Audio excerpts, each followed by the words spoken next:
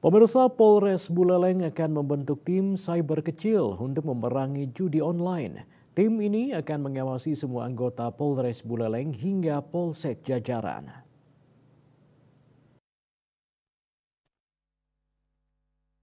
Kapolres Buleleng AKBP Ide Bagus Widwan Sutadi Minggu 29 Juni mengatakan, jika sebelumnya pimpinan Polres Buleleng sudah memperingatkan anggota mengenai larangan bermain judi online.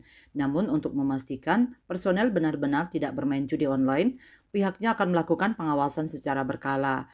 Widwan menyebut indikasi anggota terpapar judi online sudah ada. Pihaknya mengetahui hal itu lantaran dari pengawasan anggota tersebut gajinya cepat habis ditambah mulai melakukan peminjaman uang. Menurut AKBP Widwan, dengan anggota polisi bermain judi online tidak hanya merugikan diri sendiri, namun orang lain, mereka yang bermain judi online akan mengabaikan semuanya, termasuk tugasnya sebagai anggota kepolisian.